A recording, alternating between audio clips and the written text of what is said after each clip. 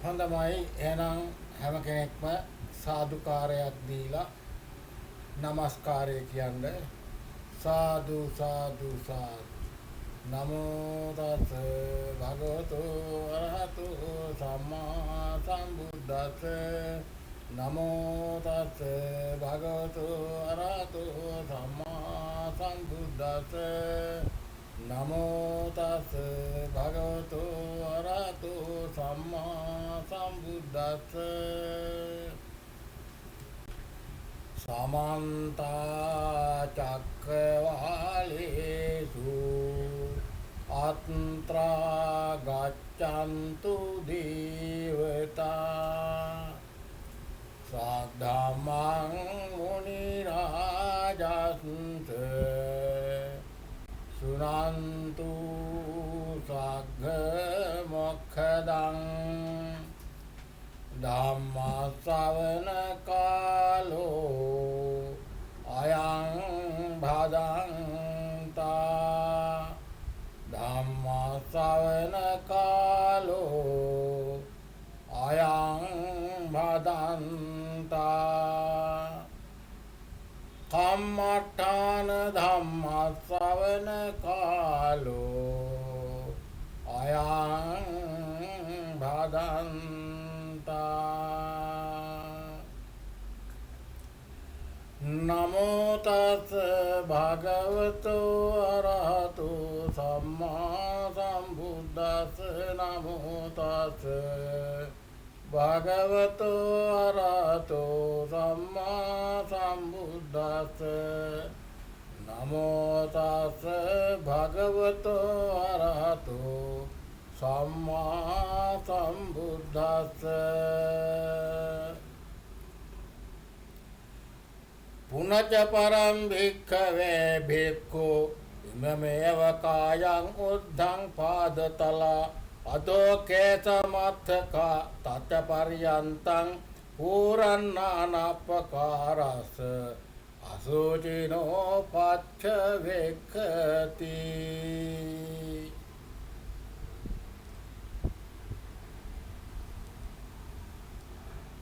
හොලිපිටිය පුරාණ ගල්ලෙන් විහාරවාසී විහාරාධිපති නම කියනට අවසරයි අති ගෞරවාර්හ කරංගොඩ ප්‍රේමාලෝක ස්ථවීර පාදයන් වහන්සේ වර ප්‍රමුඛ මහා සංඝරත්නයන් අවසරයි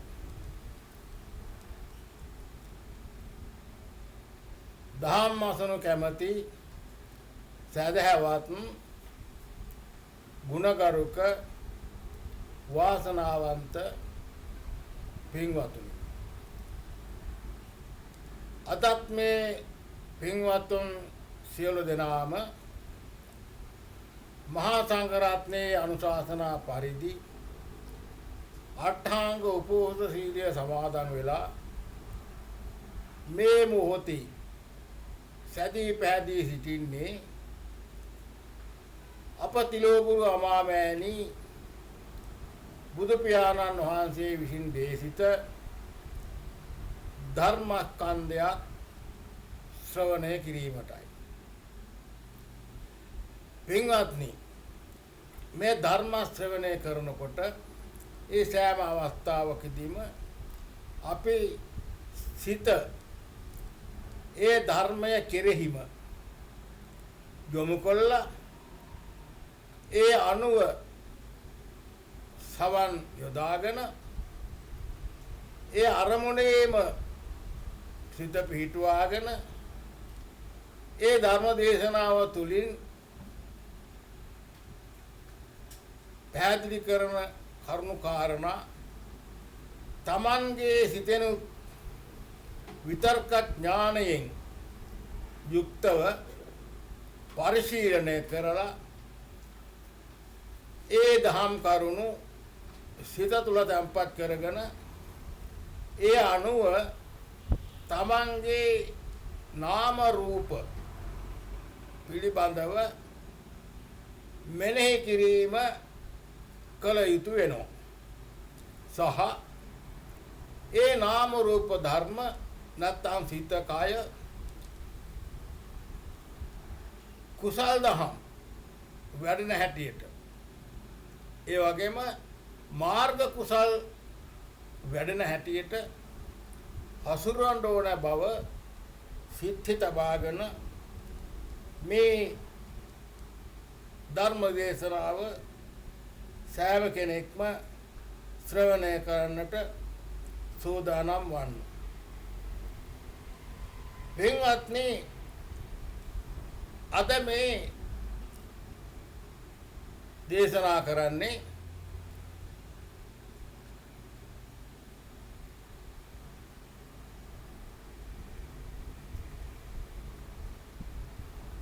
මම විසින් දේශනා කරන්නට කරන ලද නිවන් මඟ නම් වූ ධර්ම දේශනා මාලාවේ 7 වෙනි ධර්ම දේශනයයි. එතකොට 6 වෙනි ධර්ම දේශනාවෙන් අපි කතා කළා දත්තින් සංඛාරය අනුගමනය කරමින් අනුලෝම ප්‍රතිලෝම වශයෙන් ඒ තුලින්ම සිත අර්පණාවට පත්වන ආකාරයත් ඒ අර්පණාවේම අර්පණා සමාධියේම වැඩි දියුණු වීම නිසා ප්‍රථම ධානය චිත්තසංතානය තුල ගොඩ නැගෙන බවත් අපි කතා කළා. ඒ වගේම ඒ අසුරින්ම ද්විතීය ධානය ලබන ආකාරයක් කතා කළා.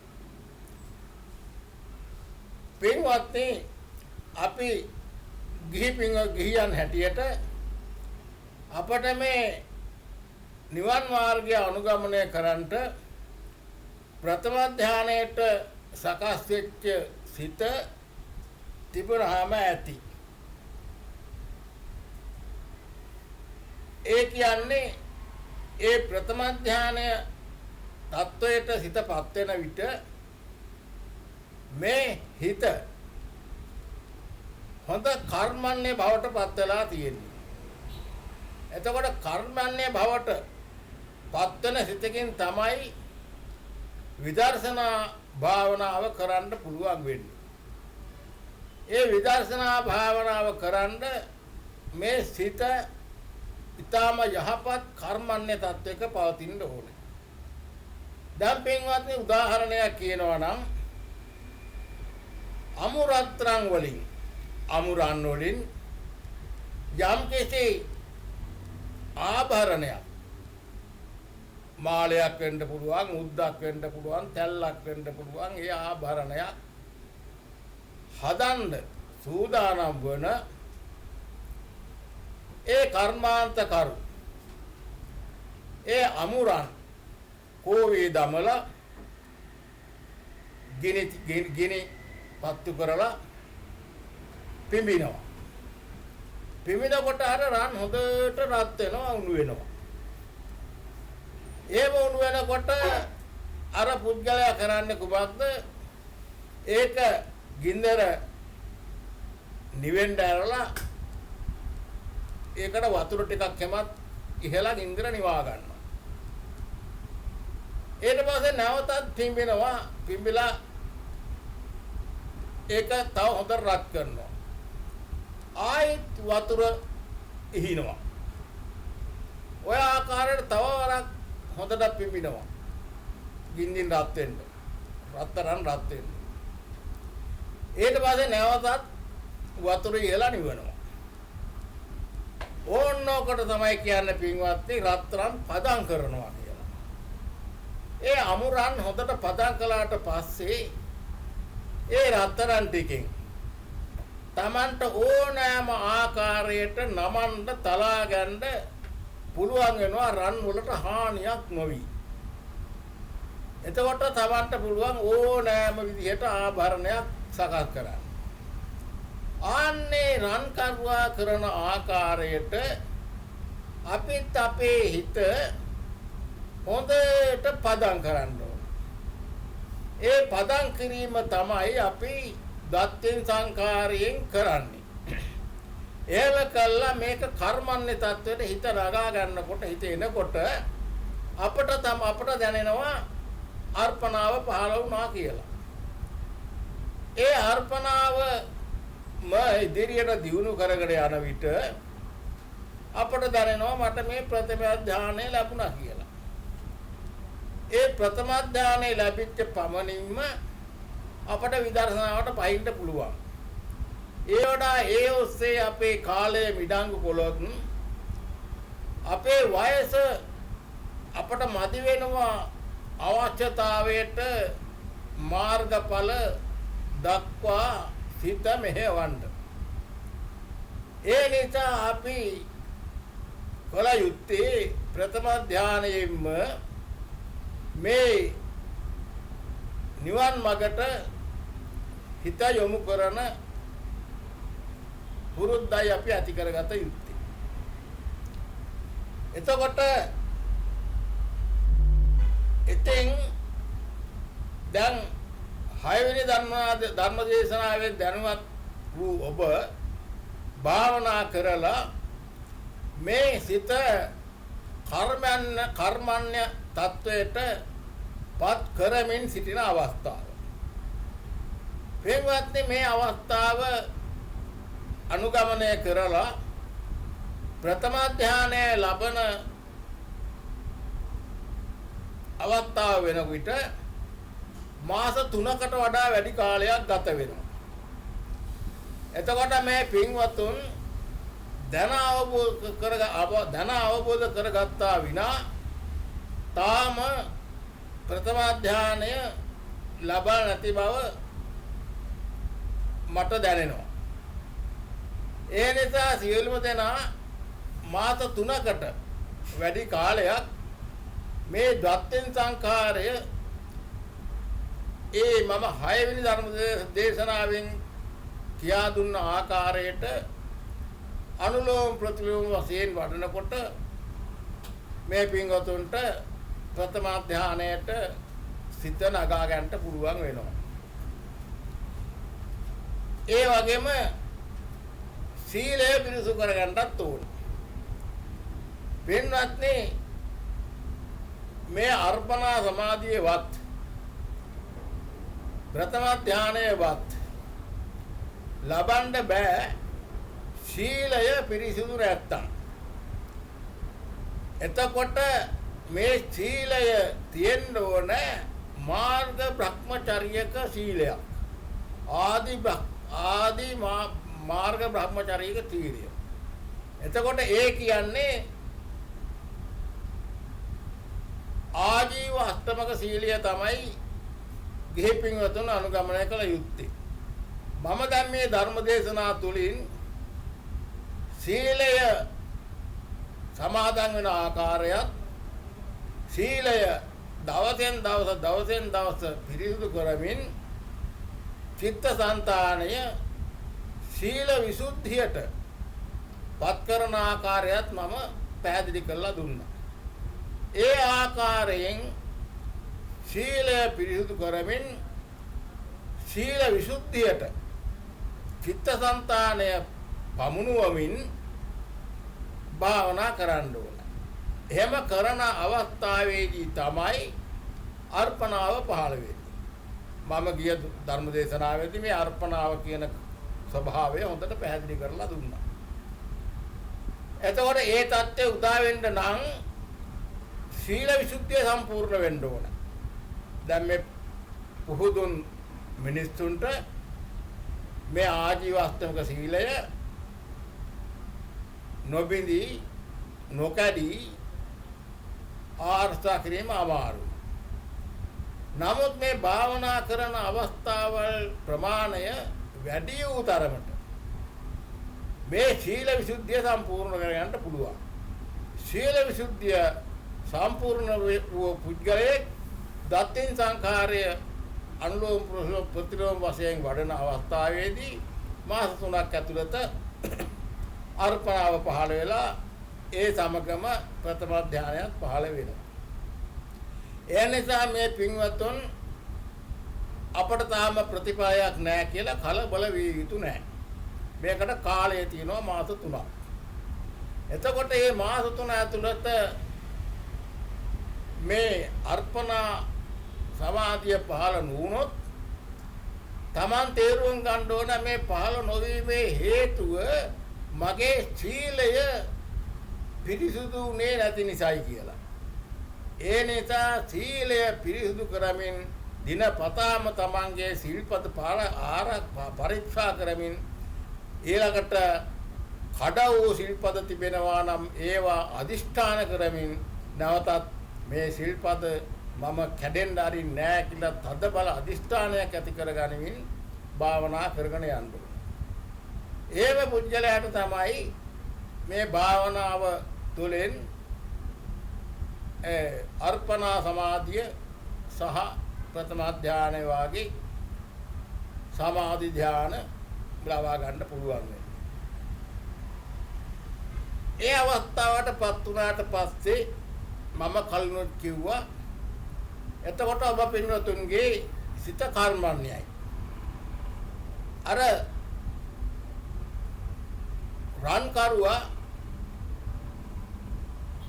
හොඳට කර්මන්නේ තත්වයටපත් වෙච්ච රන් වලින් නොයෙකුත් ආභරණ හදන්නා වාගේ දැන් ඔබේ සිත නමන්න පුළුවන්. මේ සිත කොහොමදත් නැමෙන සිතක්. ඒකනේ මේ සිතට නාමය කියලා කියන්නේ. නාමය කියන්නේ නැමෙන නිසා. මේ නැමෙන්නේ කොහේද? ඇස පැත්තට නැමෙනවා, කන පැත්තට නැමෙනවා, නාසය පැත්තට නැමෙනවා, දිව පැත්තට නැමෙනවා, ශරීරයේ පැත්තට නැමෙනවා. මේ පංචද්වා වර්ජන සිත කියන්නේ ආන්නේ නැමෙන ස්වභාවයටයි. දැන් මේ පින්වතුන් මේ සිත් පරම්පරාව පිළිබඳවත් ඉතා සුළු වශයෙන් දැනගන්න ඕනේ. ඒක ඉදිරියේදී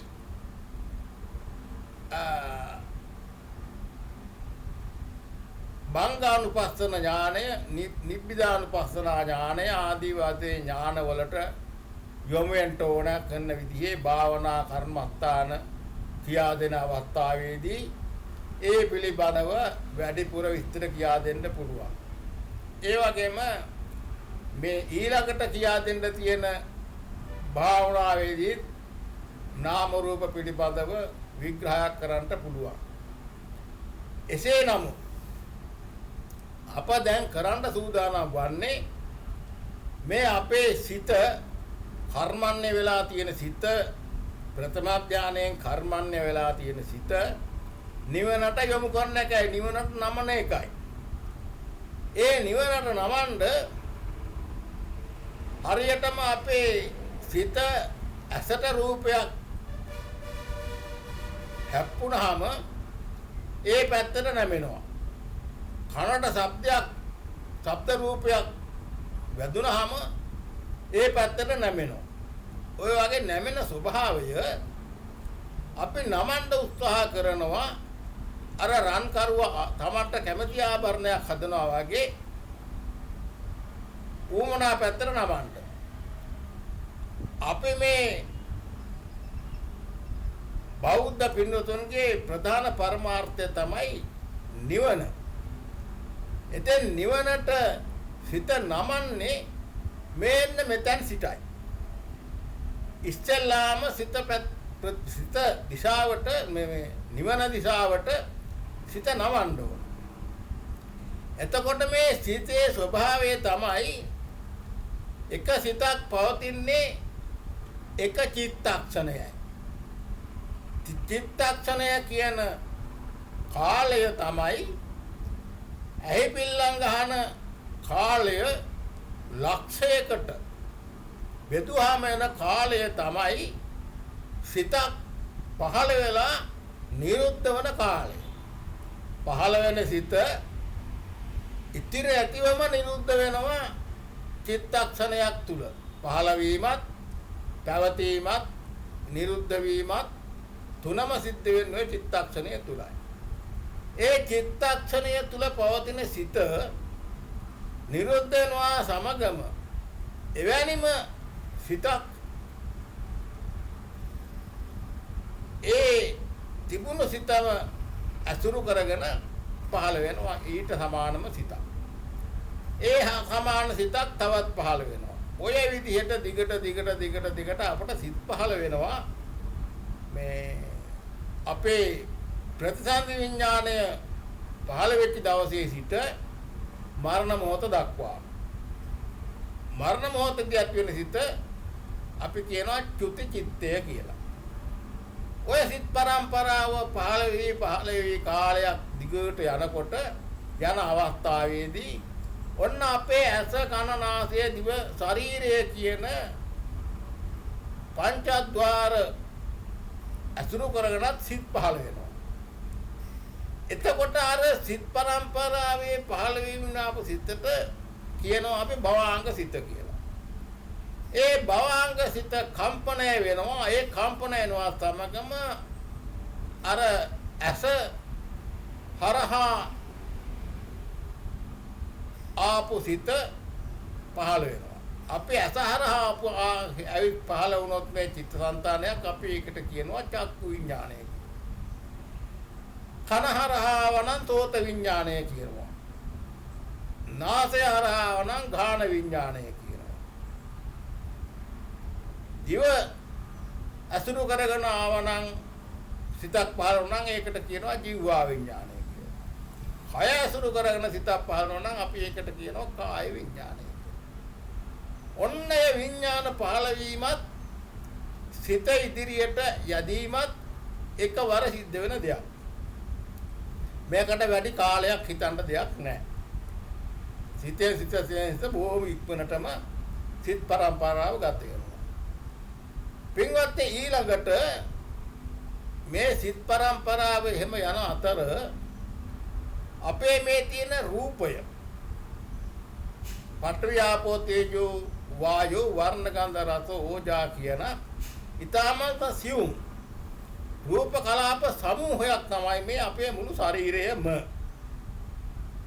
එතකොට ඒ රූප කලාපයක් ඇති වෙලා නැති වෙන්න අර මං කලින් කතා කරපු චිත්තක්ෂණ 17ක් ගත වෙනවා. ඒ කියන්නේ ඇයි පිල්ලම් ගහලා ගහන කාලය ලක්ෂයෙන් බෙදුවෙන් පස්සේ ඒ ලක්ෂයෙන් පංගු 17ක් පවතිනවා රූපයක්. රූපත් එහෙමයි. බුදුහාමුදුරුවෝ දේශනා කරනවා පෙන පෙන් රූපමන් රූපක්. අපේ මේ ශරීරයේ රූපයත් එහෙමයි. අර රූප කලාප ඇති වෙනවා නැති වෙනවා ඇති වෙනවා නැති වෙනවා උපදිනවා පවතිනවා නැති වෙනවා. ඕක ඕන ওই විදිහටම පාල වෙනවා. වැඩි විස්තරේ සඳහා නිබ්බිදානු ඥානය ලබා ගැනීම සඳහා කරන භාවනා කර්මස්ථානය කියා දෙන අවස්ථාවේදී වැඩි විස්තර කියන්න පුළුවන්. දැන් මේ හදන්නේ අපේ සිත නිවනට නමන ආකාරය පිළිබඳව කතා කරන්නයි. ඉතින් බුදුරජාණන් වහන්සේ පළමුවෙන් දත්තින් සංඛාරය දේශනා කරලා ඒ දත්තින් සංඛාරය හොඳට පරිශීලනය කළා පුරුදු පුහුණු වෙලා ඒ භාවනාව කරපු වික්ෂ වික්ෂිනේ උපාසක උපාසිකා කියන සිව්වරක් පිරිසටම දේශනා කරනවා පුනච පරම් භික්ඛවේ. අද ධර්මාත්මකවට මම ගත්තේ පුනච පරම් භික්ඛවේ. නැවතත් මහණෙනි භික්ඛු කියලා ඇතන කියේ වික්ෂු වික්ෂුනේ උපාසක උපාසිකා කියන සිව්වරක් පිරිස තමයි. ඉමමේව කායං මේන්න මේ කය උද්දම් පාදතල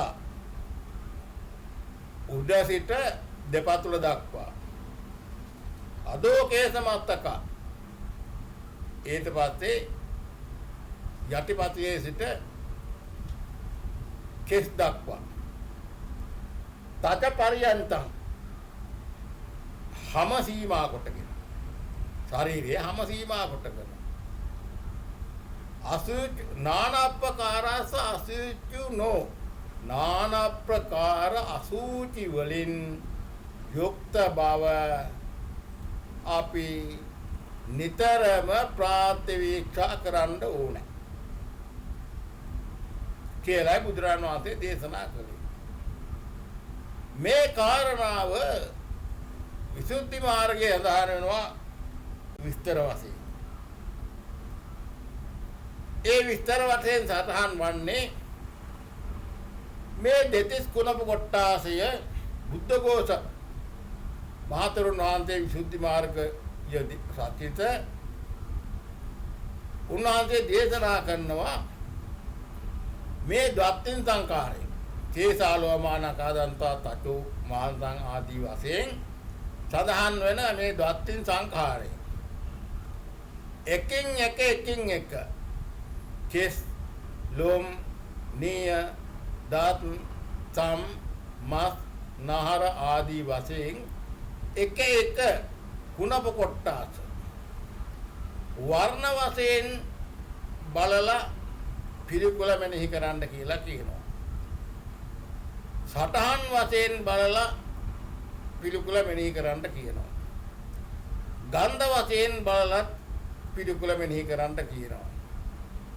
පේට ප්‍රදේශ වශයෙන් සිතලත් පිළිකුල් බව මෙනෙහි කරන්න කියනවා.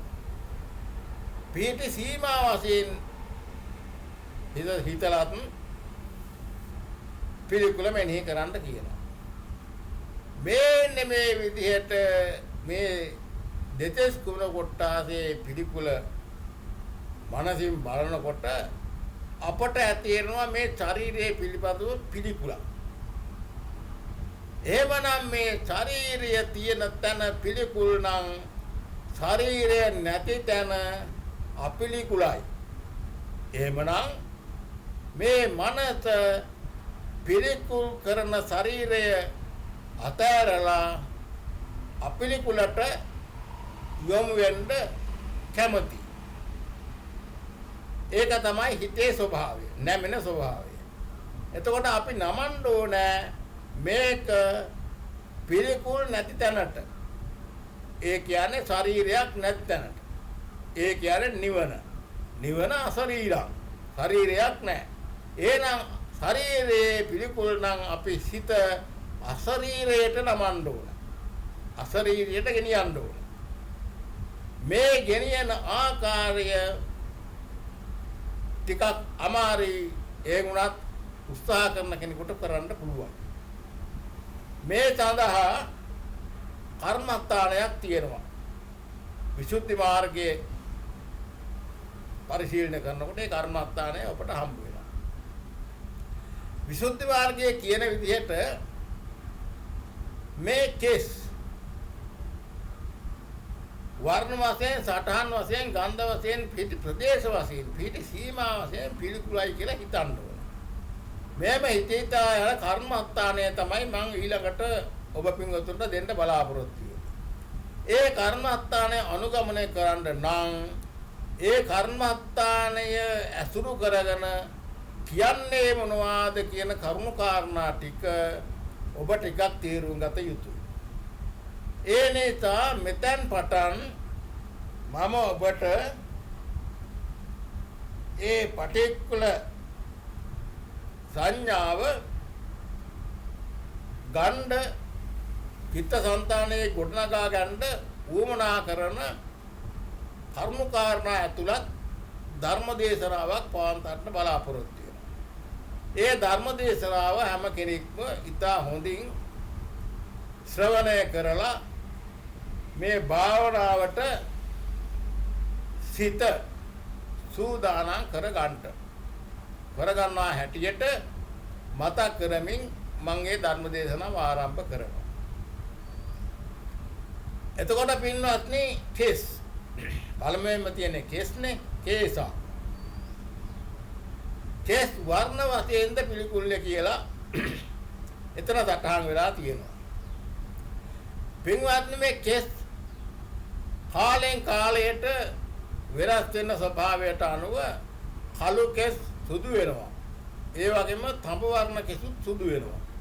ඒ නිසා භාවනා කරන යෝගාවචරයට තමන්ගේ ශරීරයේ තියෙන තමන්ගේ හිසේ තියෙන කෙස් වල වර්ණය මෙනෙහි කරන්න ඕනේ.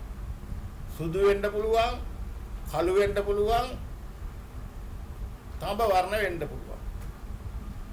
මේ වර්ණ තුනෙන් කුමන වර්ණයක් මේ කර්මස්ථානයේ වඩන අවස්ථාවේදී තමන්ගේ හිසේ පැවතුනා නම් අන්නේ කිස් තමයි වර්ණය තමයි සිහිපත් කරන්න.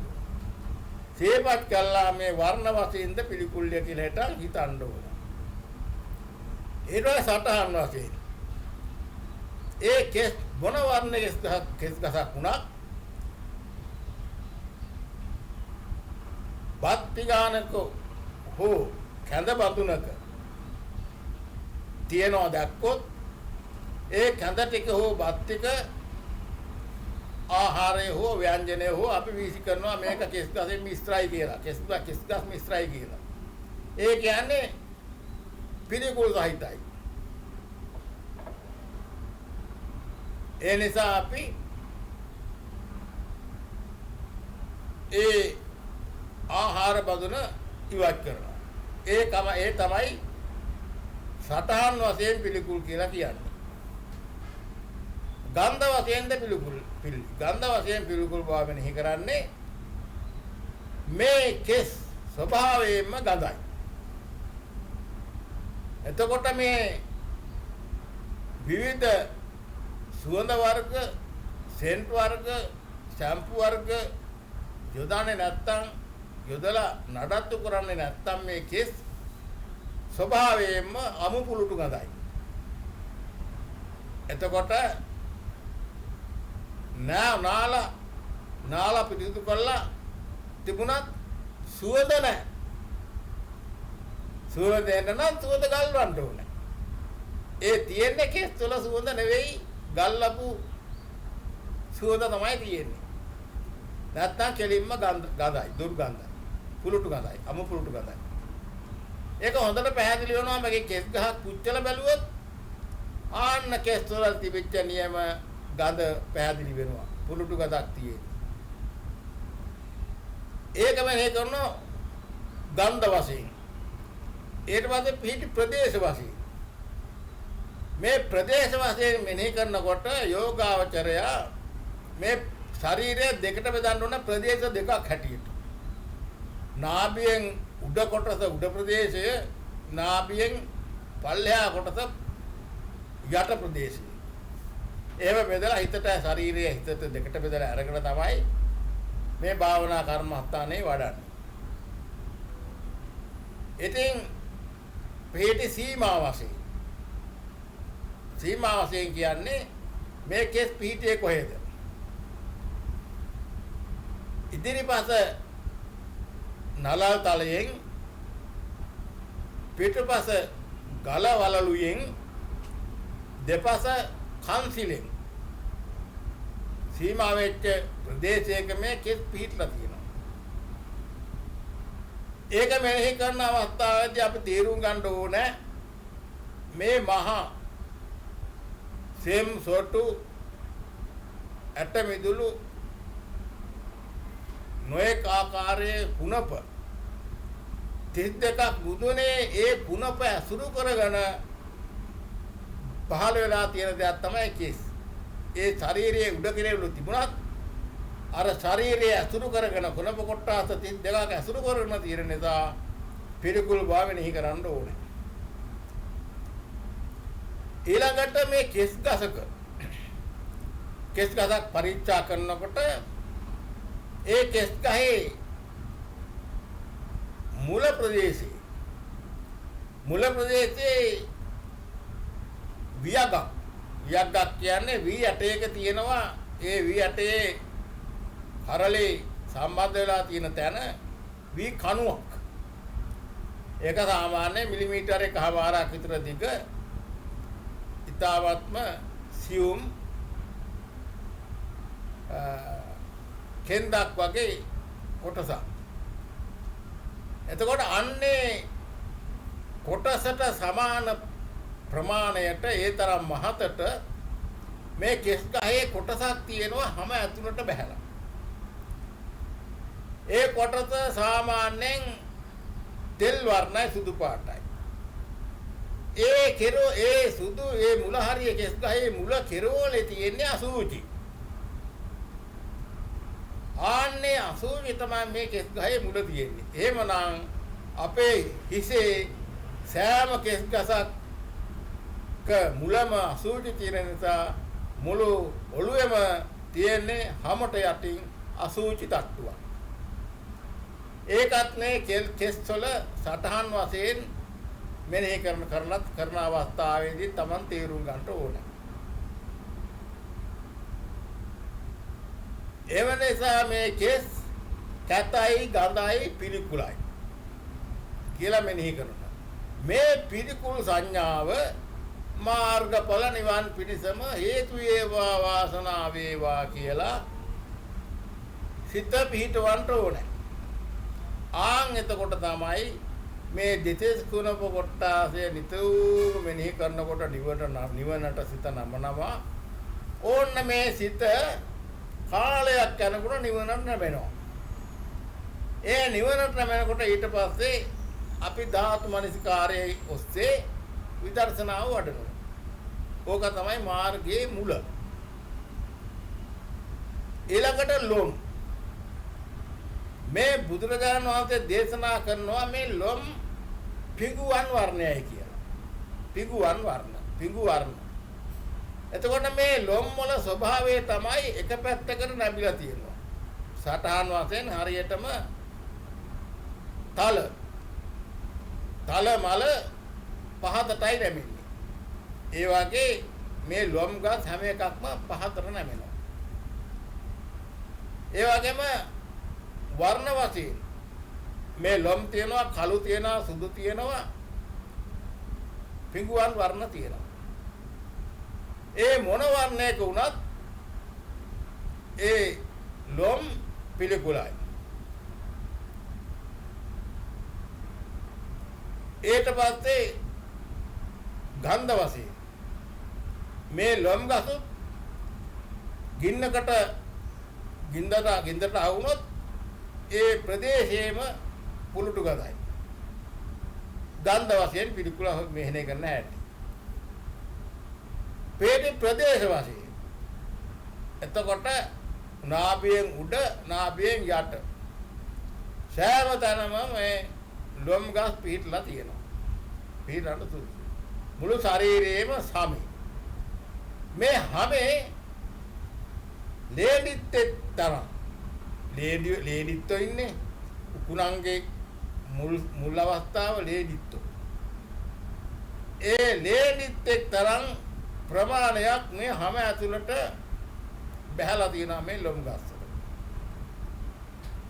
ආන්නේ ලොම් ගස් වල කෙරෝට ඒ තියෙන්නේ අසුචි. ඉතා සුළු අසුචි ප්‍රමාණයක් තියෙනවා. එතකොට ඒ නිසා මේ ලොම් පිළිකුලයි. කැතයි, ගඳයි, පිළිකුලයි. ඊට පස්සේ ඒවා මෙනෙහි කළා ඒ මෙනෙහි කරන නුවණත් හරවනවා නිවන පැත්තට. ඊට පස්සේ නක නියපොතු. මේ නියපොතු වර්ණ වශයෙන් සුදු වර්ණයි. සටහන් වශයෙන් මාළු කොරපොතු වගේ. ගන්ධ වශයෙන් පිළි ගඳයි. පේට ප්‍රදේශ උඩ යට ප්‍රදේශයේ පිහිටලා තියෙනවා. යට ප්‍රදේශයේ පායගේ නියපොතු පිහිටලා තියෙනවා. උඩ ප්‍රදේශයේ අත් නියපොතු පිහිටලා තියෙනවා. පිට සීමා වශයෙන්. එතකොට මේ අපේ ඇඟිලි වල හැම දැන් නම් විවිධ වර්ණ තියෙනවා හැම ඇඟිලි හං හොඳයි. නමුත් මේක පරමාර්ථ වශයෙන් බලනකොට මේ ඇඟිලි වල තියෙන හං සේරම සුදු පාටයි. මේ උඩ තියෙන්නේ සිවියක්. ඒ සිවියෙන් යන සුදු පාටයි. ඒ සිවිය ඉවත් කළා මනසින් අර සුදු පාට හැම අසුරු කරගෙන මේ නියපොතු පිටලා තියෙන බව මෙනෙහි කළා කර්මස්ථානයේ වඩන්න ඕන. ඊට පස්සේ මේක පිහිටි සීමාව වශයෙන් ඒ ඇඟිලි අග මස් වලට කිඳා බහැලා ලේ මසෙන් යුක්ත තැනක තමයි මේ නියපොත පිටලා තියෙන්නේ කියලා ඒ ආකාරයෙන් පිළිකුල මෙනෙහි කරන්න ඕන. ඒ මෙනෙහි කරන සිත නවනවා මාර්ගඵල නිවන් දෙසට. ඊට පස්සේ දාන්ත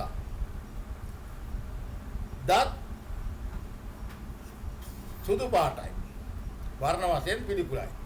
මේ සුදු පාට තියෙන එක පිළිකුල් කියලා හිතන ආකාරය විසුද්ධි මාර්ගය සඳහන් කරලා තියෙනවා.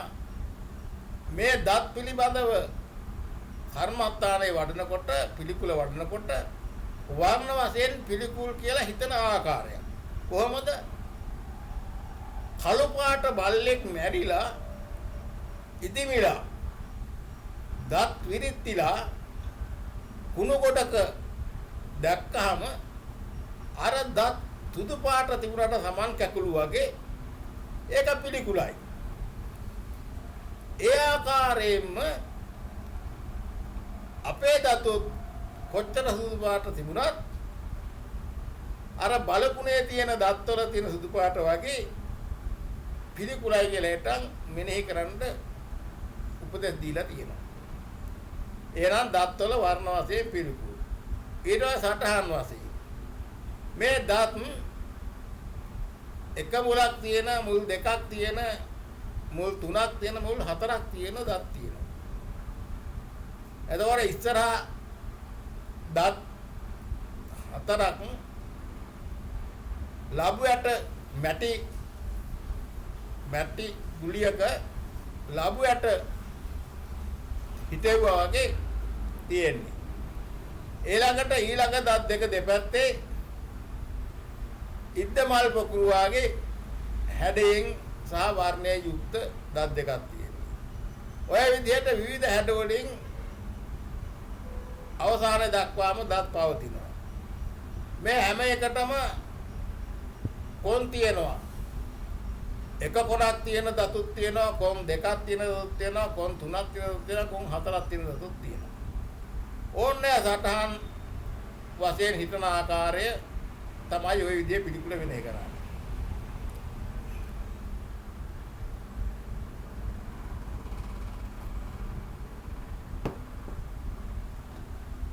ඒ වගේම මේ දත් ගන්ධ වශයෙන් පිළිකුල්. එතකොට අපි හැම කෙනෙක්ගේම කටවල් ගඳයි.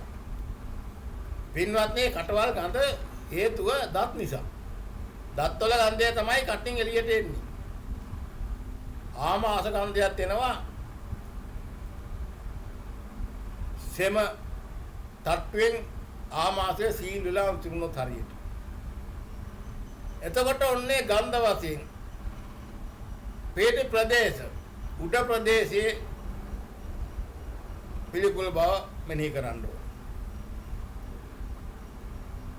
පේට සීමා වශයෙන් මේ දත් විදුරු මාසේ ලේ මස් එක්ක සම්බන්ධව ඊට පස්සේ අපේ මුඛයේ කෙල සහ බොල් කෙල සහ ඝන කෙල සමග සම්බන්ධ වෙමින් පවතින නිසා පේට සීමා වශයෙන්ද පිළිකුල් කියලා හිතනවා.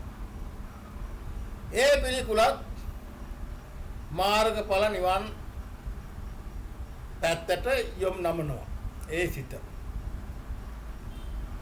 ඊළඟට තචෝ හම. පින්වත්නි, මේ හම ස්වභාවයෙන්ම සුදු පාටයි. දැන් විවිධ සමේ වර්ණ දරන ස්ත්‍රී පුරුෂ කවුරුත් ඉන්නවා. විවිධ වර්ණ තියෙන හමක් තියෙනවා. මේ සෑම කෙනෙක්ගේම හැම සුදු පාටයි.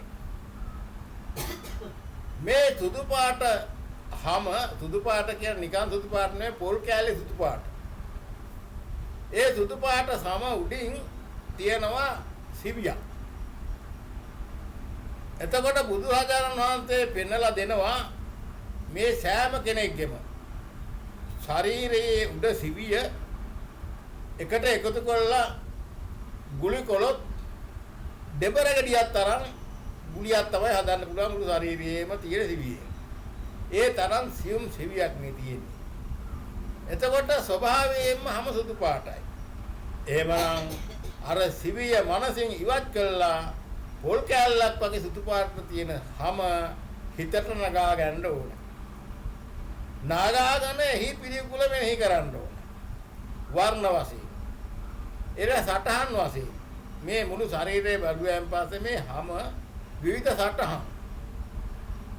දැන් ඇඟිලි වල හැම බැලුවොත් ඒවා නිකන් රැහැයි කූඩු වල ස්වභාවය. ඊළඟට කලවා සම බැලුවොත් ඒවා දිග කොට උල හදා වල දාපු හාල් කොට උරේක තියෙන හැඩය.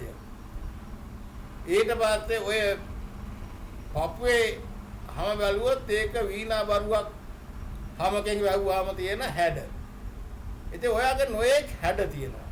එතකොට තමන් මනසින් තමන්ගේ ශරීරයේ හැටියට තියෙන හැටියට හැඩ බල බල සටහන් වශයෙන්ද පිළිකුල්ය කියලා මෙනෙහි කරනවා. වෙන කරනවා.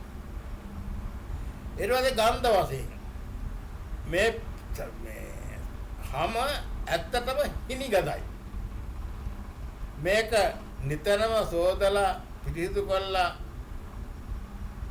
නැත්තම් ඇත්තටම හිනිගඳ කියන්නේ වලස්සුන්ගේ තියෙන ගඳ. වලස්සුන්ගේ තියෙන ගඳ තමයි මිනිසුන්ගේ තියෙන්නේ. හැමි. එතකොට ඒ පිරිසිදු කරලා තියෙන නිසා හැමේ ගන්ධයක් දැනෙන්නේ නැහැ. දැනෙනවා අඩුවේ. එතකොට ආන්නේ පිළිබඳවත් ගන්ධ වශයෙන් මෙහි කරන හැම ඊළඟට පිහිටි ප්‍රදේශ නාභියෙන් උඩත් සම තියෙනවා නාභියෙන් යටත් සම පිහිටලා තියෙනවා. ඒ පිළිබඳවත් පිළිකුල් සහගතව හිතන්න ඕන. ඊළඟට පිහිටි සීමා. පිහිටි සීමාව තමයි යටින් ඇතුලෙන් මස්තොල මස්තට්ටු වෙනුත් උඩෙන් සිවියෙන් සීමා වෙලයි තියෙන්නේ. ඒ නිසා ඒ පිළිබඳවත් මනස යොමු කළා හැම පිළිබඳව පිළිකුල මෙනෙහි කරන්න ඕනේ.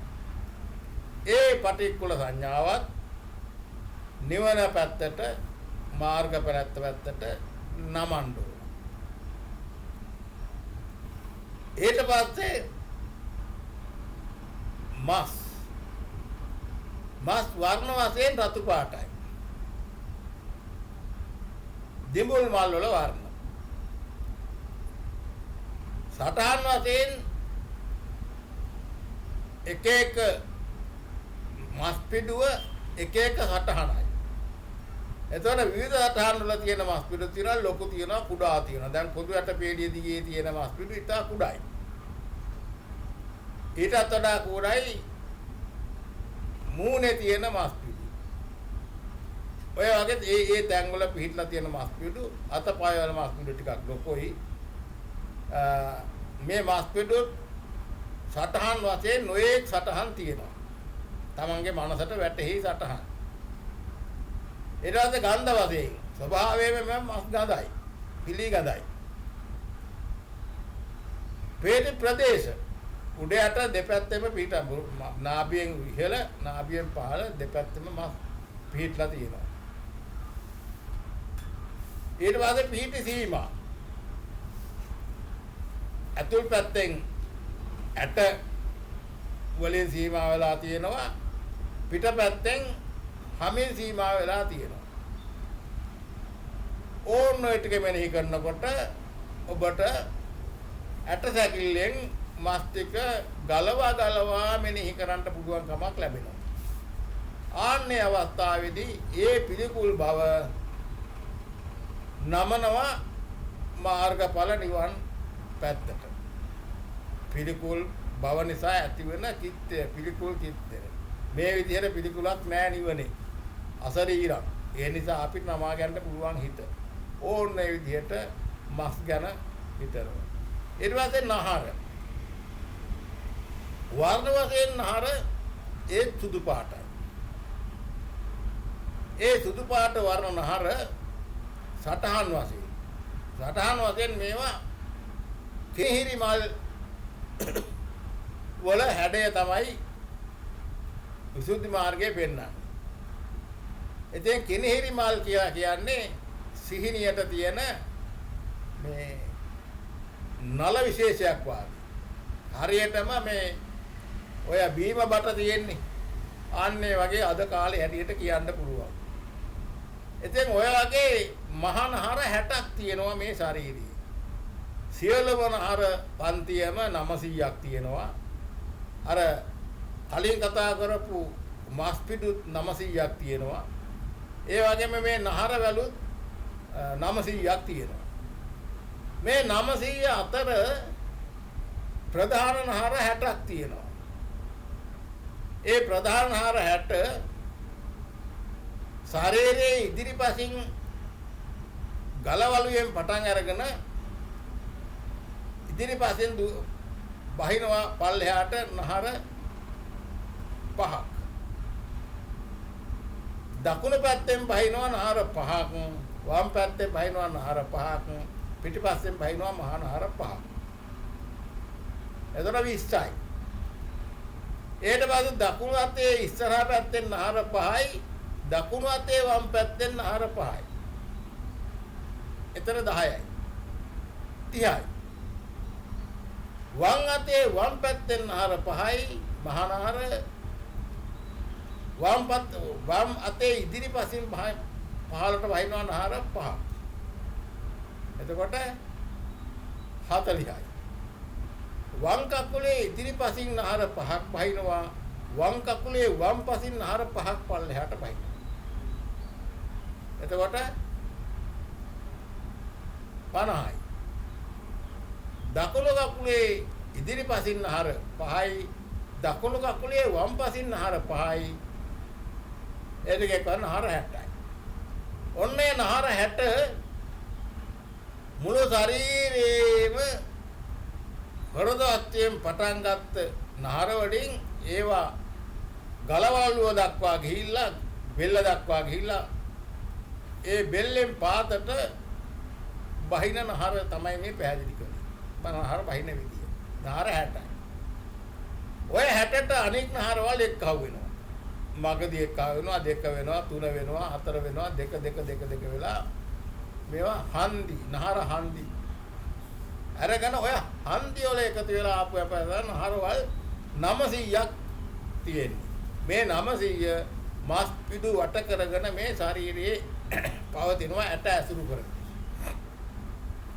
එතකොට මේකේ අවසානම කෙරවල කුරුළුපා ඉතා පුංචි කුරුල්ලන්ගේ කුරුළු කකුල් වගේ වල කෙරවල වගේ ඉතා සියුම් වලට සියුම් ස්වභාවයටපත් වෙලා හැමේ ගින් හැප්පිලා ආපහු හැරෙනවා.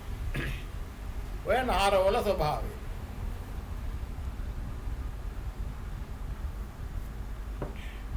පිටි සීමා වශයෙන් පිළිකුල් මෙනි කරන්න මෙනෙහි කරන්න එහෙමයි නහර. ඒ පටික්කුල සංඥාවත් ඒ අනිත් පැත්ත අපටික්කුල සංඥාව තියෙන ශරීරේ නහර නැති තැනයි. එහෙමනම් නිවනට යොමු කරනවා. ඊට පස්සේ ඇට. මේ ඇටත් වර්ණ වශයෙන් සුදු පාටයි.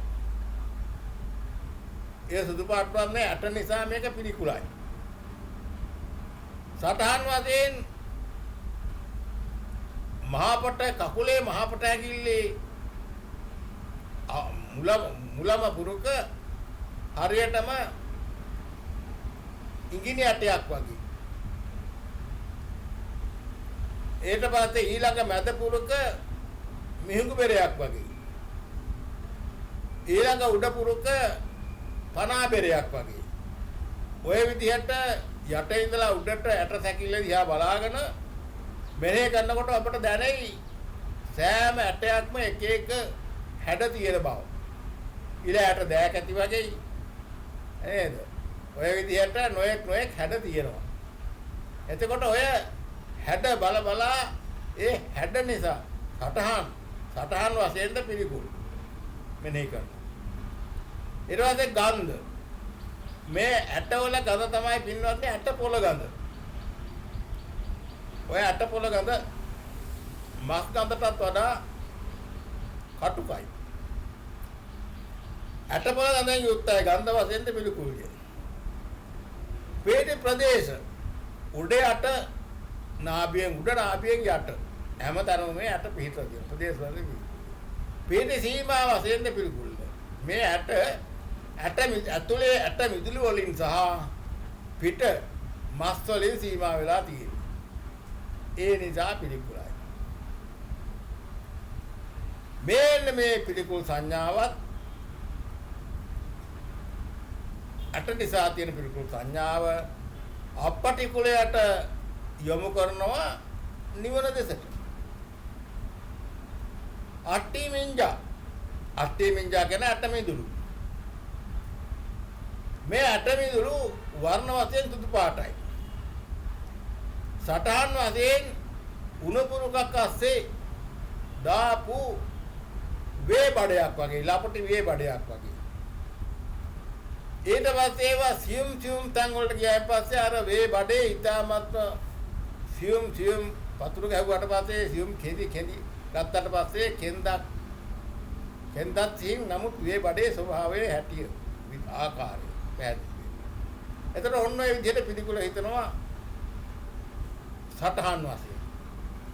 ඊට පස්සේ ගන්ධ වශයෙන් ඒ ඇට මිදුළු අර ඇටපොළ ගඳට වඩා බොහොම කර්කශ ඇටපොළ ගඳක් තියෙනවා. ඇට මිදුළු.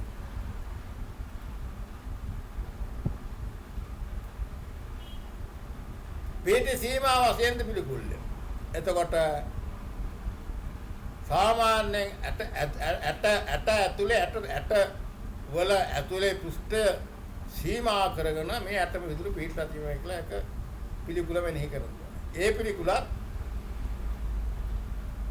පිළිකුලත් අනිත් පැත්ත ප්‍රතිවිරුද්ධ පැත්ත අපටික්කුලය නිවන පැත්තට යොමු කරනවා. අපටික්කුලය හොයාගෙන නිවනට යොමු කරනවා මනස. වක්කම්. මේ වක්කම් කියන්නේ වකුගඩු. වර්ණ වශයෙන් මේ වකුගඩු දිඹුල් ගෙඩියක වර්ණ. ඒ කියන්නේ ලාකඩ වර්ණය හොඳටම ලා කරපුවාට පස්සේ එන වර්ණය තමයි වකුගඩු වල වර්ණය. ලාකඩ වර්ණේ ලාකඩ වර්ණ. එතකොට එන්නේ වර්ණ වශයෙන් පිළිකුල්. සටහන් වශයෙන් මේක වකුගඩු ගලවල් වේ නැත්තම් ශරීරයේ උඩ කෙරවල ඉඳලා බෙල්ල ගාව ඉඳලා අර නහරවල් 60ක් 15ට බහිනවා කිව්වනේ මම කලින් නහර ගැන කියනකොට ආන්නේ නහරක් පල්ලට බහින නහරක එල්ලිලා දෙකට බෙදිලා එක පල්ලේ තියෙන එක පොකුරේ තියෙන අඹගෙඩි දෙකක් වාගේ එල්ලිලා තියෙනවා. මේක සටහන් වශයෙන් පිළිකුල්. ඊට පස්සේ ගන්ධ වශයෙන් මේ වක්ගඩු පිළිගඳයි. වේදි ප්‍රදේශ මේක පිටලා තියෙන නාභියෙන් උඩ. එතකොට නාභියෙන් උඩ අක්මාවෙන් පිටිපස්සට වෙන්න පිටලා තියෙන්නේ. පේටි සීමාව මේ ඒ කියන විදිහට මේ අක්මාවෙන් පිටිපස්ස පැත්තට වෙන්න පිටලා තියෙනවා. ඊළඟට මේක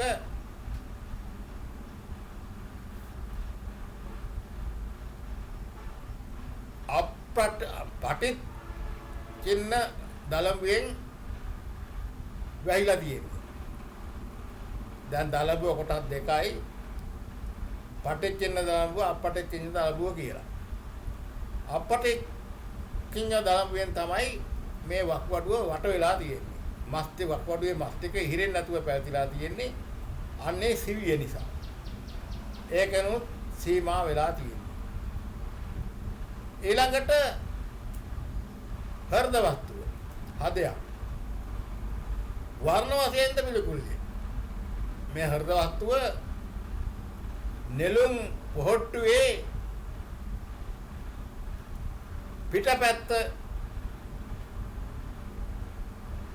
පිටපැත්තේ වර්ණය හා සමානයි හෘද වස්තුවේ වර්ණය. සටහනත් එහෙමයි. සටහනත් නෙළුම් පොහට්ටුවක් මුණින් අතට හැරෙව්වහම තියෙන සටහන තමයි හෘද වස්තුවේ සටහන. ඊට පස්සේ මේ හෘද වස්තුවත් පිළිගදයි. පේට ප්‍රදේශය මේ නාභියෙන් උඩ පපු ඇටේ අතුල් පැත්තට වෙන්න කොඳු අට පේලියෙන් ඉස්සරහට වෙන්න පෙනහළු දෙකෙන් මැද්දට වෙන්න පපු ඇටේ සීමා වෙලා නහර වැල් වලින් එල්ලිලා මේ පවතිනවා. පීටි සීමා.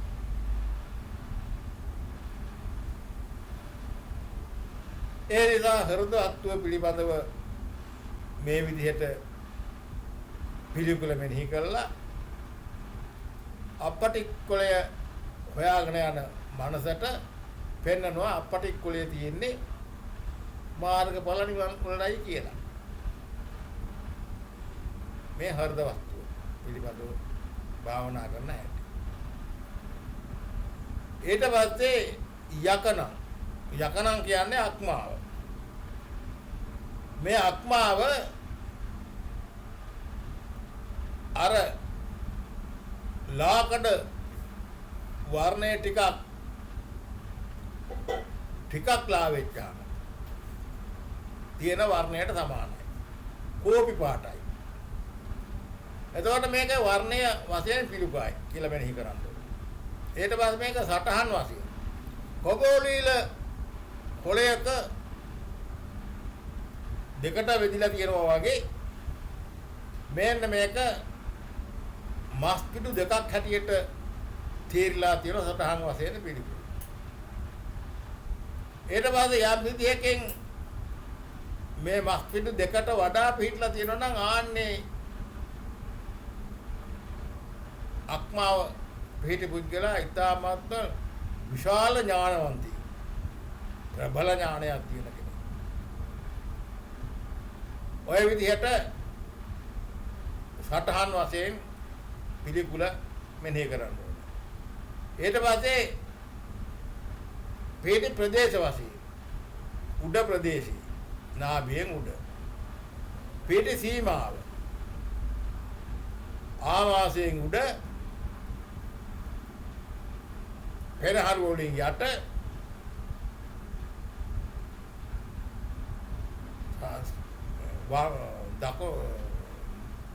දකුණු පැත්තට බරව පිටලා තියෙනවා. ඊට පස්සේ දලඹුව වර්ණ වශයෙන් සුදු පාටයි. සටහන් වශයෙන් හරියටම ඊටාත්ම සියුම් දුහුල් රෙද්දක් වගේ. ඊට පස්සේ මේක පිළිගඳයි. පේට ප්‍රදේශ පටිච්චින්න දලඹුව සෑම ශරීරයේ තියෙන මස් පිඩුවක් වටාම පිහිටලා ඒ මස් පිඩු අනික් මස් පිඩුව ඇසුරු කරන දලඹු කිරවලත් එක්ක සම්බන්ධ වෙලා පවතී. අප්‍රතිචින්න දලඹුව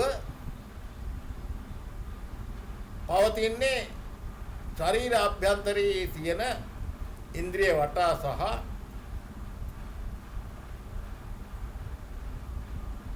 මව්වරුන්ගේ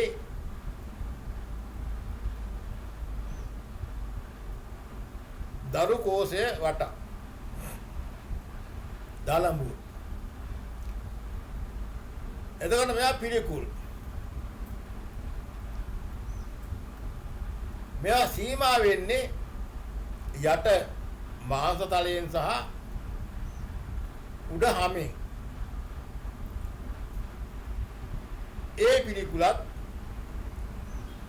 මෙනෙහි කළා අපටික්කුලේ හොයාගෙන යනවා මාර්ගඵල නිවන් පැත්තට. මේ හිත ගෙනියන හැටි. ඊට පස්සේ බඩදිව. බඩදිවට අලදිව කියලා කියනවා. එතකොට මේ බඩදිව වර්ණ වශයෙන් නිකමල් වල වර්ණය. නික ගස්වල කුටි මලක් තියෙනවා ඒ වර්ණය තමයි. ඒ නිකමල් වල වර්ණය වගේම ඊට පස්සේ මේකට තවත් පෙන්නනවා කුඩා වසුපැටුන්ගේ දිවේ යටිපැත්තේ වර්ණය කියලා. ඒ දිවේ යටිපැත්තේ වර්ණයයි නිකමලේ වර්ණයයි එක සමානයි. සතහන් වශයෙන් හරියටම ඒ කුඩා වසුපැටියෙක්ගේ දිවකට සමානයි. ඊට පස්සේ මේක අඟල් 8ක් දිගට සෑම ශරීරයකම වම් පැත්තේ පිහිටලා තියෙනවා. ඊට පස්සේ මේකත් පිළිගඳයි. මේක සීමා වෙලා තියෙනවා ආමාශයෙන් සහ බඩමාසින්. හැමේ බඩ පැත්තේ හැමෙන් සීමා වෙලා තියෙනවා. මේකත් ජීවිත ආරක්ෂක ඉන්ද්‍රියක්. මේ ඉන්ද්‍රියට හානියක් වුණොත් ඒ ජීවිතේ බේරන්න බෑ. මේන්නේ මේ පටික්කුල සංඥාවත් මෙනෙහි කළා එහි අපටික්කුල සංඥාව හැටියට මාර්ගඵල නිවන් ප්‍රාර්ථනා කරන්න ඕනේ.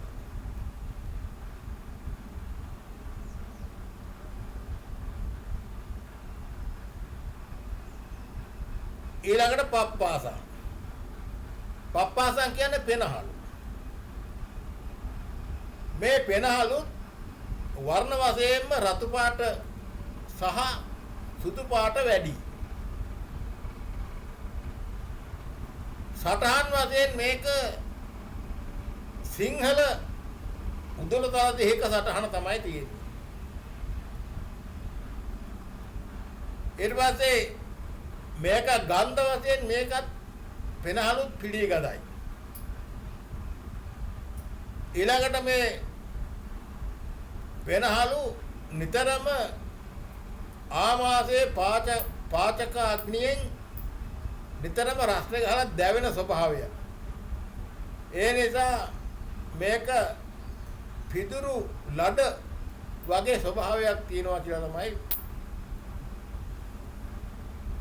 මේ විසුද්ධි මාර්ගයේ පෙන්වලා දෙන්නේ. ඊට පස්සේ පිහිටි ප්‍රදේශ නාභියෙන් උඩ පිහිටලා තියෙනවා.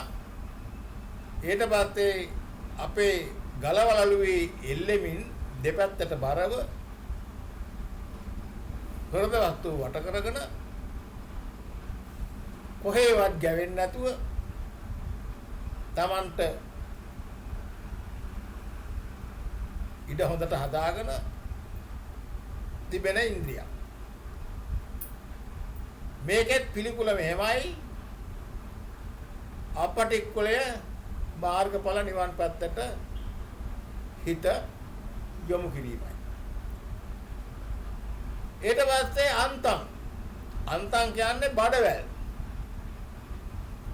අතුණු. වර්ණ වශයෙන් අතුණු සාමාන්‍ය වැල මදුළුයි හුණුයි එකට කලවම් කරපුවාම වර්ණයක් එනවනේ. ආන්නේ වර්ණය තමයි අතුණු වල නැත්නම් බඩවැල් වල වර්ණය. පිළිකුලයි. සටහන් කියන්නේ දෙපැත්ත කපාපු ගැරණියේ නමලා ලේවරුවක දැම්මහම ස්වභාවය කොහොමද? අන්නේ විදිය තමයි සටහන් වශයෙන්. ඒ වගේ ගන්ධ මේ බඩවැල් නැත්තම් අතුණු පිළිගදයි. පේටි ප්‍රදේශ නාභියෙන් උඩ යට දෙපැත්තෙම මේ බඩවැල් පිහිටලා තියෙනවා. අතුණු පිහිටලා තියෙනවා. ඊට පස්සේ ඊළඟට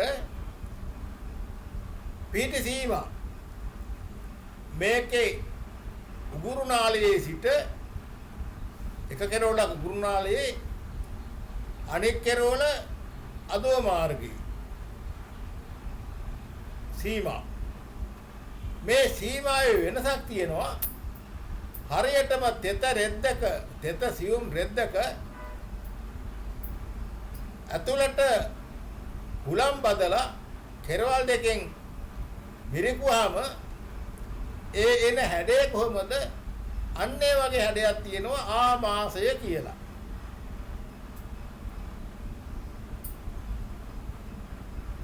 ඕන්නෝමයි අතුණු වල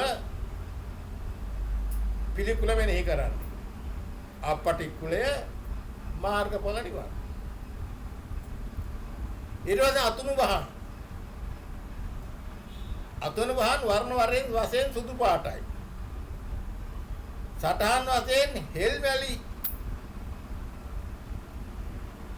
දන්නේ මුල වගේ මුල් ටිකක් වගේ මුල් පූසියක් වගේ. ගන්ධ වශයෙන් පිළිගඳයි. පේටි ප්‍රදේශ තමයි මේ බඩවැල ස්ත්‍රී පක්ෂේ 28 රියනක් දිගයි පුරුෂ පක්ෂයේ 32 රියනක් දිගයි. නමුත් මේ දෙපක්ෂයේම මේ බඩවැල් 21 පොලකින් නැමිලා තියෙනවා. ආන්නේ 21 පොල අසුරු කරගෙන තමයි පවතින්නේ මේ අන්ත ගුණ. මේවා අර නැමුන් දිගෑරෙන්න ඉඩ නැදී සහ දිගෑරෙන්න අවශ්‍ය වෙච්ච වෙලාවට දිගෑරෙන්න ස්වභාවයක් ඉඩ දෙමින් පවතින ස්වභාවයක් තියෙනවා. නමුත් මේක පිළිකුල් සහිතයි. ඒ පිළිකුලත් මෙනෙහි කළා හිතට පිළිකුල වැදෙන පිළිකුල දැනගෙන අපටික්කුලය අපිලිකුල කොහෙද තියෙන්නේ කියලා හොයාගෙන යන්න නම් නිවනට යොමු කරන්න ඕනේ.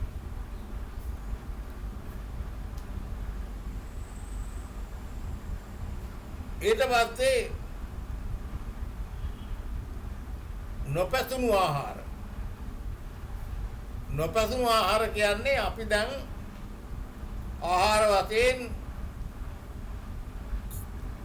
खाद्य बोध्य लेह्य पेह्य කියලා බොන ආහාර තියෙනවා, කන ආහාර තියෙනවා, ලෙව කන ආහාර තියෙනවා, නේද? අයිස්ක්‍රීම් යෝගට් වගේ දේවල් ලෙව කන ආහාර. ඒවා සේරම එකට එකතු වෙන තැනක් තියෙනවා මේ ආමාශය.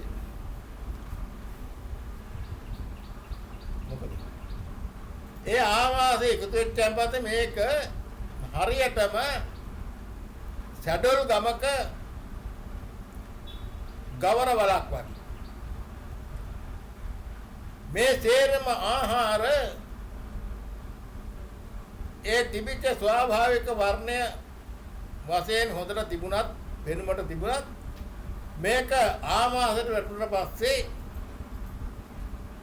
මේක ඉතාමත්ම පිළිකුල් සහගත ස්වභාවයකට පත් වෙනවා. මේ ආහාර ආමාශයට වැටෙන තැන සෙම පටලයක් තියෙනවා. ඒ සෙම පටලය පසාරු කරගෙන තමයි මේ ආහාර පිට ආමාශයට වැටෙන්නේ. එතෙන්දී මේ සෙම පටලයේ ඇතිලීම නිසා සෙම ගතියක් තියෙනවා. ඒ වගේම කටේ මුඛයේ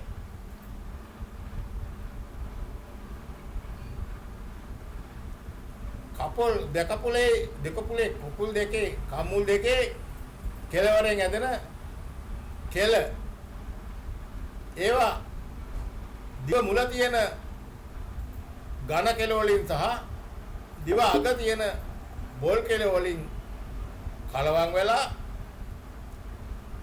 දත් වලින් අඹරලා දිවෙන් ඒ පැත්තටත් මේ පැත්තටත් පිල්ලලා හොඳටම අඹරලා දාන ආහාර දැන් අර ආමාශයේ උඩ කෙරළේ තියෙන සෙමපට්ටිය පසා කරගෙන යනකොට මේ ආහාර ඒ සෙම වලුනොත් මේකට කලවම් වෙනවා. කලවම් වෙලා මහා දකින්නත් අප්පිරිය ස්වභාවයක් තමයි නොපැසුණු ආහාරයේ තියෙන්නේ. මේ නොපැසුණු ආහාරය පළමුවෙන් කැරකෙන්න පටන් ගන්නවා. හරියටම චක්‍රයක් කැරකෙනවා. ඒ කැරකිලා ඒ කැරකෙනකොට මේ ආමාශයේ අතුළු පැත්ත හරියටම හරක් කාලා කුණු වෙලා ගිය කොස් කටුවක ඇතුළේ පැත්ත වගේ ටිකක් ගොරෝසුයි. ඔය ගොරෝසු පැත්තේ ඇතිලි මේ මහා චක්‍රේ කැරකෙනකොට මේ ආහාර තවත් පොඩි වෙනවා. ඒ වගේම මේකට බඩේ තියෙන ගින්දර ස්වභාවය පාචකාග්නිය මේක රත් කරනවා.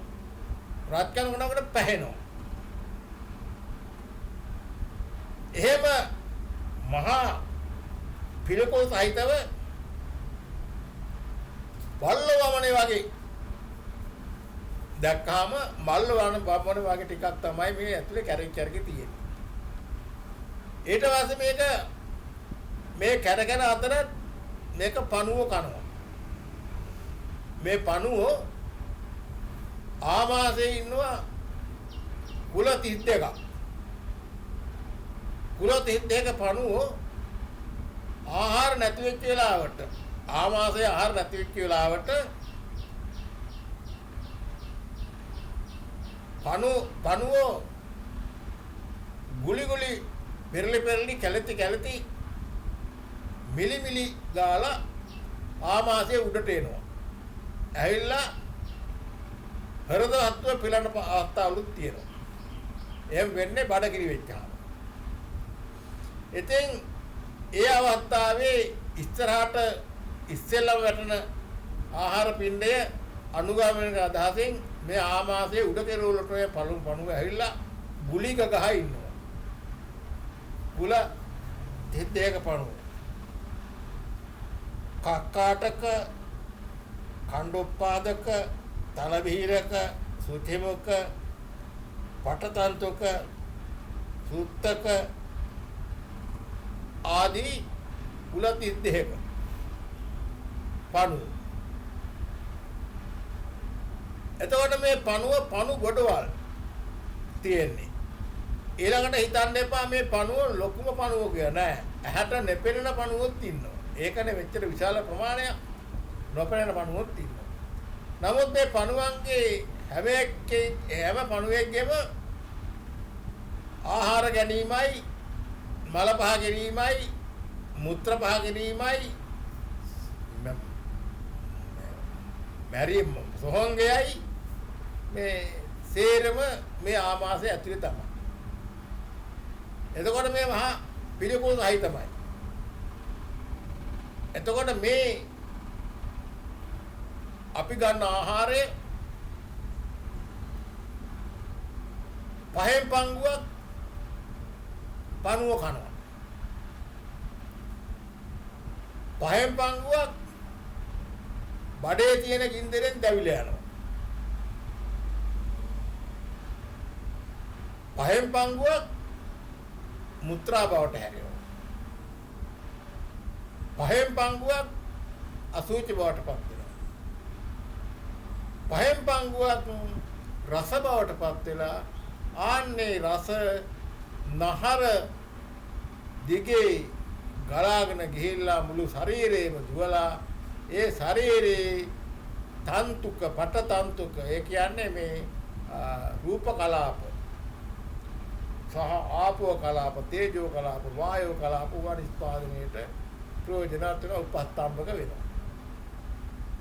කොහොම වුණත් මේක දකින්නවත් බැරි මහා අපවිත්‍ර දෙයක් බව හොඳට විස්තර වශයෙන් පැහැදිලි කරලා තියෙනවා. මට ඒ විස්තර පැහැදිලි කරන්න මෙතන කාලයක් මදි. ඒක දිග විස්තරයක්. ඔය පින්නතුන් විසුද්ධි මාර්ගයේ හොයලා ඒ විස්තරේ බලාගන්න. බලාගෙන මේ පටික්කුලය ආහාරයේ පටික්කුලය මෙනෙහි කරන්න. ඊට පස්සේ ඒ පටික්කුල සංඥාවත් අපටික්කුලය පැත්තට යොමු කරමින් මාර්ගඵල නිවන් පැත්තට යොමු කරන්න. ඊට පස්සේ කරීෂං.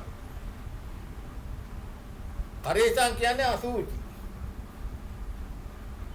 කරීෂං වර්ණ වශයෙන් කෑ වර්ණයයි කාපු අපි ආහාරයට ගත්ත දේ ආහාරයේ තියෙන වර්ණයයි ඊට අමතර අර ආමාශයේ ක්‍රියාවලියත් එක්ක ඇතිවෙච්ච පඳු වර්ණයයි.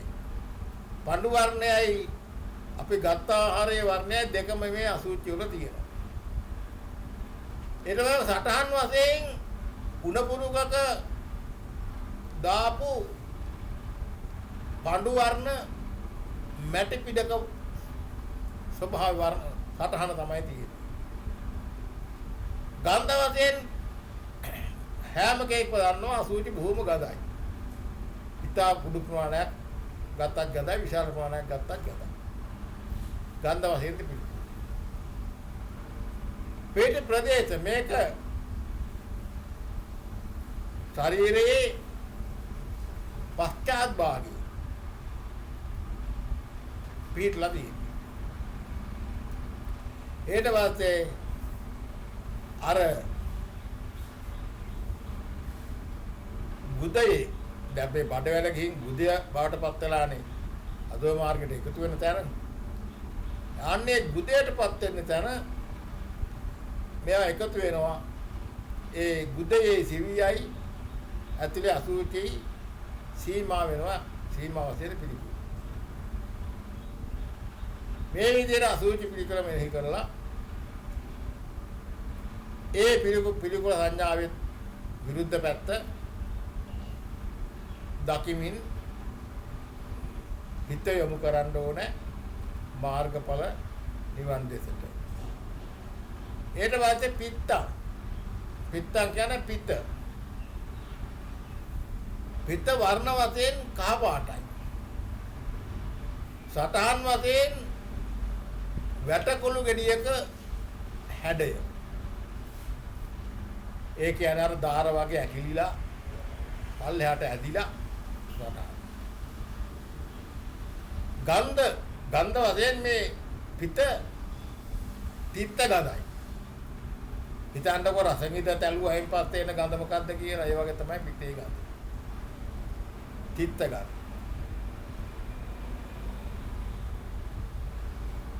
පේට ප්‍රදේශ උඩ ප්‍රදේශී නාභියෙන් උඩ පිටතර ප්‍රදේශී. පේට සීමාව තමයි අර අපි කලින් කතා කරපු අක්මාවේ අර බෙදලා තියෙන මස්පිඩු දෙක අතරේ ඒ මස්පිඩු දෙක ඇසුරු කරගෙන මේක එලිලා පවතින පිට. ඊට පස්සේ සෙම. මේ සෙම වර්ණ වශයෙන් සුදු පාටයි. සටහන් වශයෙන් කෑලිය කොළ කොටලා ගත්ත ඉස්මහා සමානයි. තා පැහැදිලිවට කියනවා නම් විතර කහමදේ ඉවත් කළා සුදු මදේ ඥානු හා සමානයි. ඊට පස්සේ ගන්ධ වශයෙන් සම්පූර්ණයෙන්ම ඇත්තටම කුණු වෙච්ච විතර ගඳයි. නරක් කුණු.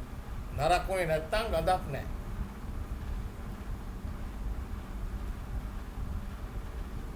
පිටලා තියෙන්නේ ආමාශයේ උඩ කෙරෝලේ ආමාශයේ සිවිය ඇසුරු කරගෙන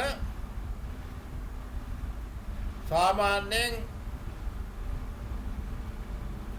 අඟල් කාලක් විතර ඝනකමට සෙම තට්ටුවක් පිහිටලා තියෙනවා. ඉතින් අපි ආහාර ගන්න ආහාර අර ආමාශයේ ක්‍රියාවලිය අවස්ථාවේදී නොයේ ඉවසන්න බැරි දුර්ගන්ධ පිට වුණත් මේ ආමාශයේ උඩ කෙරවල මේ සෙමෙන් සීල් කරලා තියෙන හින්දා සෙමෙන් වැහිලා තියෙන හින්දා උඩ කෙරවල ඔය කටින් පිට වෙන්න විදිහක් නැහැ අර ආමාශයේ ගඳ. යම් විදිහක මේ සෙම ටික නැත්තම් හැම ආමාශයේ ගඳ කටින් පිට වෙන්න පටන් ගන්නවා. යම් අපට මේ සෙමේ පිටෙන් තමයි අපේ මේ ආමාශයේ ගඳ පිටට එන්නේ නැතුව නැවතිලා තියෙන්නේ. අර වැසිකිළියක් සීල් කළා වගේ. ඊළඟට පුබ්බෝ. පුබ්බෝ කියන්නේ සැරව. වර්ණ වශයෙන් ගහක කොළයක් ඉදුණාම එන වර්ණය කුමක්ද? අන්නේ වර්ණය. සටහන් වශයෙන් මුළු ශරීරයේ උලක් කරනොත් හෝ කටුවක් කරනොත් හෝ තුවාලයක් හැදුනොත් හෝ එතන ඒ හැඩයට ඇති වෙනවා සැරව තට්ටුවක්. ඒක තමයි සටහන. පේට ප්‍රදේශ උඩ යට නාභියෙන් උඩ නාභියෙන් යට ભેදයක් නැහැ ඕනම තැනක මේ ඇති වෙන්න පුළුවන්. පිහිටන්න පුළුවන්. ඒකේ පිහිට සීමාවත් ඒ ඇත කණුවක් කටුවක් කරනවා නම් ඒක කටුව ඇනිච්ච සීමාව. තුවාලයක් වුණා නම් ඒ තුවාලයේ විතර සීමාව. ඒවා. ඉතින් මේ විදිහට සැරවවල පිළිකුල මෙනෙහි කළා. ඒ පිළිකුල නැති තැන හොයාගෙන යන්න හිත යොමු කරන්න මාර්ගඵල නිවන් ප්‍රදේශයේ දෙසට. ඊළඟට ලේ වර්ණ වශයෙන් ලාකඩ වර්ණයි. උණු කරපු ලාකඩ වර්ණයි. දියරි ලාකඩ දිය බවට පත් වෙනකන් උණු කරපුවායින් පස්සේ ඒ ලාකඩ වල තියෙන වර්ණය තමයි ලේ වල වර්ණය. සටහනේ වර්ණය තමයි මේ වැඩිම ලේ ප්‍රමාණයක් තියෙන්නේ අක්මාවේ.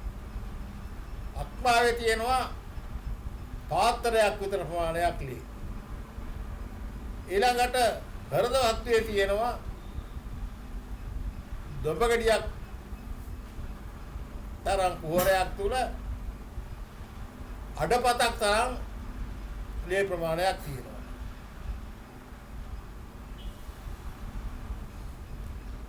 ඊට පස්සේ මේ ලේ පිළිගඳයි.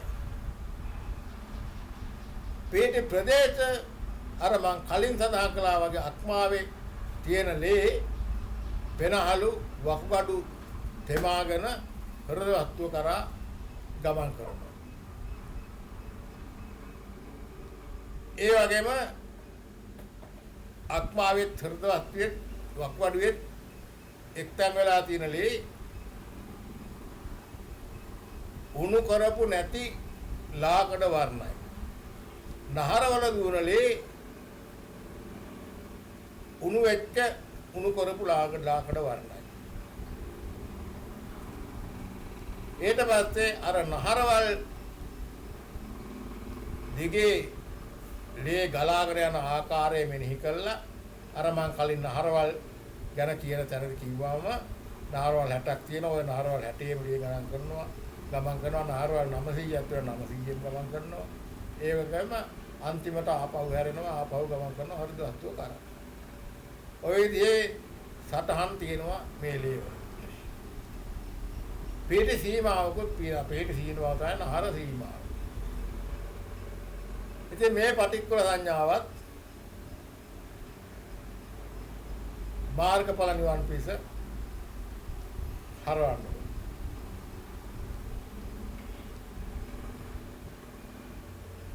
ඊළඟට සේදෝ කියන්නේ දාඩි. දාඩියේ වර්ණ වශයෙන් පිරිසිදු තල තෙල් වල පාටයි. සටහන් වශයෙන් රෝම කූප වල තියෙන චිත්‍රාව යම් ප්‍රමාණයද ඒ සටහන. ප්‍රදේශ උඩ යට හැම තැනකම අර නෙළුම් දණ්ඩකින් වතුර වැයක් කිරනවා වගේ ඒ දාඩිය ගලන අවස්ථාවට වැක්කිර තියෙනවා.